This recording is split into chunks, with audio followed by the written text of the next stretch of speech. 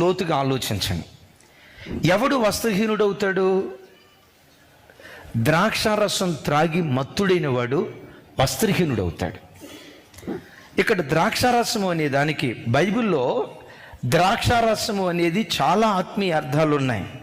ద్రాక్షావల్లి యేసుక్రీస్తు వారు, ఇదొక కోణం. ద్రాక్షారసం, ఈ ద్రాక్ష మరో కోణంలో దేనికి సాదృశ్యమో తెలుసా?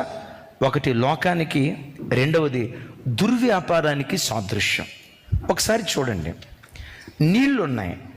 నీళ్లు దేవుని వాక్యానికి గుర్తు, పరిశుద్ధాత్మకి గుర్తు, ఎట్ ద సేమ్ టైం నీళ్లు నిందలకు కూడా గుర్తు. I'm right? అగ్ని ఉంది, అగ్ని దేవుని వాక్యానికి గుర్తు, పరిశుద్ధాత్మకు గుర్తు. అదే అగ్ని భక్తిహీనకు కూడా గుర్తుగా ఉంది. యెషయా గ్రంథంలో చూస్తాం. అదే అగ్ని చూడండి, అదే అగ్ని శ్రమలకు కూడా గుర్తుగా ఉన్నట్లుగా మనం చూస్తూ ఉన్నాం. అంటే ఆ వచనంలో ఏ కోణంలో ఆ వాక్యాన్ని తీసుకోవాలో అది మనం ఆలోచించాలి.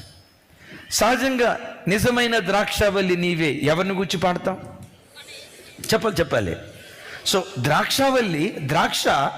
ద్రాక్షావల్లి యేసుక్రీస్తు రక్తానికి గుర్తయితే, ద్రాక్షావల్లి యేసుక్రీస్తు వారికి గుర్తయితే, ద్రాక్షారసం యేసయ్య రక్తానికి గుర్తు. ఇదొక కోణం. అయితే ఈ స్థలములో ద్రాక్షారసం దేనికి గుర్తు తెలుసా? లోకానికి గుర్తు. ఎలాగో నేను చూపిస్తాను. దైవజనమా, లోకపు మనసుతో నీవు నిండుకొని ఉంటే నువ్వు దిగంబరిగా బ్రతుకుతావు. ఏంటి ఆ దిగంబరత్వం? నేత్రాశ, శరీరాశ, జీవపు డంబం అనే లోకం నీలో ఉంటే, అశ్లీలమైన వస్త్రధారణ ఒక బిడ్డ వేసుకోవటానికి కారణం ఏంటో తెలుసా? లోకమనే ద్రాక్షారసంతో ఎవడు మత్తుడై ఉంటాడో, ఏ స్త్రీ మత్తురాలై ఉంటుందో, శరీరం ఆ స్త్రీ కప్పుకోదు. నోవాహ్, ఎందుకు నువ్వు దిగంబరి అయిపోయావు? ద్రాక్షారసంతో మత్తుడైపోయాడు. వాక్యం వింటున్న చెల్లెలారా, నా శరీర సౌష్ఠం పరపురుషుడు చూడకూడదు, నేను దైవభక్తి కలిగిన స్త్రీగా కనపడాలి. ఆ ప్రత్యక్షత మరిచిపోయి ఎందుకు వస్త్రహీనుడు అయిపోయావు?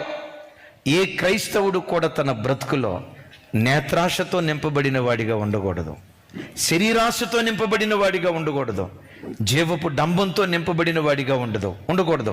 లోకము దాని ఆశలు గతించిపోతాయి. దేవుని చిత్తాన్ని జరిగించేవాడు నిరంతరము నిలుస్తాడు. బిడ్డ, ఈ లోకంలో నువ్వు నిలవాలి, పరలోకంలో కూడా నువ్వు నిలవాలి. ఈ లోకంలో నిలవాలి, పరలోకంలో నిలవాలి అంటే నీ చిత్తాన్ని జరిగించకుండా నీ స్వకీయ